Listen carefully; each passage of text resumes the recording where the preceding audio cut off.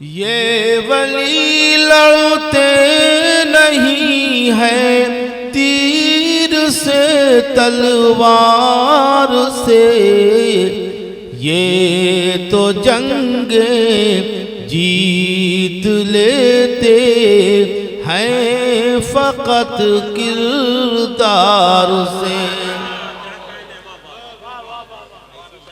तो ये हमारा मिशन था और हम क्या हो गए। हम दुनिया से शिकवा कर रहे हैं लेकिन हकीकत मुख्तलिफ है कि मैं पढ़ता हूँ, तकाजा ये था कि हम दुनिया में खुशबू की तरह फैलते और हम खुशबू नहीं रहे।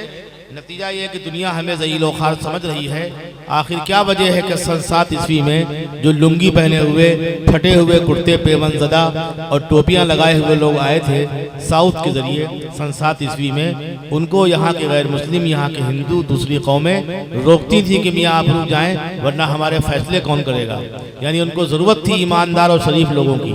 आज कहीं ना कहीं हम अपने किरदार से, कैरेक्टर से गिर गए हैं कि वही लोग जो कल हमें इज्जत से, एहतराम से देखते थे, आज हमें उनकी तरफ ललचाई नज़रों से देखना पड़ रहा है। और ये अल्लाह के रसूल की हदीस है कि जब हम अपने किरदार से, अपने अफ़ाल से गिर जाएंगे तो हमारे ऊपर जालिम हुकूमतों को नाफिज कर दिया जाएगा। इसमें किसी का कसूर नहीं, हमारा ही कसूर है। मैं फिर से वो मतला पेश करता हूँ कि ये वली लड़ते नहीं है तीर से तलवार से, ये तो जंगे जीत लेते हैं फकत किरदार से। और इसमें मैंने एक शेर कहा था, मैं पढ़ देता हूँ। दरूद पाक के सिलसिले में बड़ा इख्तलाफ है। इख्तलाफ ये नहीं कि ना पढ़ा जाए नौज़ बिल्लाह, बल्कि पढ़ा जाए। एक तबका बिल्कुल खुफिया तरीके से पढ़ता है, डरा सहमा हुआ है, वही तबका पैसे भी नहीं देता, दाद भी नहीं देता, यानी खसारे में। यानी अल्लाह के रसूल ने जब रिदाए मुबारक पेश की तो बिल ऐलान पेश की, वरना वो खुफिया तरीके से बैक डोर से कहीं से हसन बिन साबित क्या भेजते। क्या वजह थी कि उन्होंने सबके सामने नवाजा। यानी सहाबा को ये पैगाम दिया, उसके बाद के लोगों को ये पैगाम दिया कि अच्छे काम बिल ऐलान करो, यानी ज़कात खैरात अदा करो तो इस तरह दो कि एक हाथ की खबर दूसरे हाथ को न हो। लेकिन जो अदबी ज़कात है, जो हौसला अफजाई के लिए है या हुस्न की ज़कात है, उसको आप बिल ऐलान दीजिए, बिल जहर दीजिए। उसमें धौस मत खाइए किसी 24 नंबर और 22 नंबर और 75 नंबर से। शेर समाज फरमाए, एक तबका पड़ता है खुफिया तरीके से दरूद, एक बिलजहर है जो सुन्नियों का तबका यानी हमारा तबका। दूसरा तबका वो है जिसका हम नाम नहीं ले रहे हैं लेकिन बात वहां तक पहुंच जाएगी। वो कहता है अल्लाहुम्मा सल्ली अला मुहम्मद। जाहिर सी बात कि जो नाम मोहम्मद को बिगाड़ेगा अल्लाह उसके वजूद को बिगाड़ देगा। तो खुदा न खास्ता हम उस फिरके से नहीं हैं और उस फिरके को भी अक्ल के नाखून लेना चाहिए कि यहाँ भी खसारे में है, वहाँ भी खसारे में है। कुरान को ऐसा पढ़ा जाए, कारी और कव्वाल का यही फर्क होता है।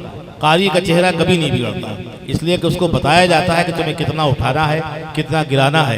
नवाज सईदी आखिरी वक्त तक खराब नहीं होंगे और अगर खुदा न खास्ता खराब हुए तो कव्वाल होंगे। ये पैमाना है। ये हमारे उस्ताद कहते हैं कारी अलीम कि बिगड़ा हुआ कारी कव्वाल होता है, लेकिन जो कव्वाल होता है अगर वो खुदा न खास्ता शायर बन जाए तो शायरों की दुकान बढ़ जाती है। इसलिए शायर हमेशा रोकते हैं। जैसे शमसो कमर आए थे पिछली बार, एक पढ़ता था। तो अगर ये सिलसिला आम हो जाए तो यहाँ मदीह सहाबा के अंजुमने हमारे लखनऊ में है। एक तो अल्लाह ने जोड़ा उतारा, एक मर्द एक औरत। अब अगर मर्द जोड़े से रहने लगे तो वही काम होगा जो लूत अलैहिस्सलाम के साथ हुआ उस ज़माने में। तो इसलिए जोड़ा तोड़ देना चाहिए। औरत को रखा इसीलिए गया कि वो घर को बनाए। अब कोई शम्सो कमर, कोई नजमो कमर, कोई फलक और ज़मीन, ये सब आ गए तो हम लोग की दुकान ही बढ़ जाएगी। तो हमसे फुफा मियां ने भी कहा भाई क्या मामला है, हमने हमारे से कोई ताल्लुक नहीं, हमें जो हुक्म दिया गया मैंने वही काम किया है। हाँ ये आप जाने। बहरहाल मैं चलता हूँ जी। शेर इसमें है दूसरी पे है, चाय हमें नहीं छोड़ता हूँ। चाय वाय का मामला यह है कि एक सहाबी रसूल किसी दस्तरखान पे खाना खाने गए। उनसे कहा गया, दूसरे सहाबी ने कहा जैसे कुछ कच्चे भी होते हैं कुछ पक्के भी होते हैं, सारे सहाबा बख्शे बख्शाए हैं, लेकिन ऐसे भी हैं जिनके बारे में अल्लाह के रसूल से कहा गया कि 12 लोग आपके पीछे हैं, इनसे होशियार रहिए वरना ये गिरा देंगे पहाड़ से। तो सब बख्शे बख्शाएं, ये बात पूरी तरह हज़्म नहीं होती, लेकिन ये कि बेशतर बख्शे बख्शाएं। हम उनके बारे में ज़बान नहीं खोल सकते, कलाम नहीं कर सकते। शेर समाज फरमाए दरूद के हवाले से,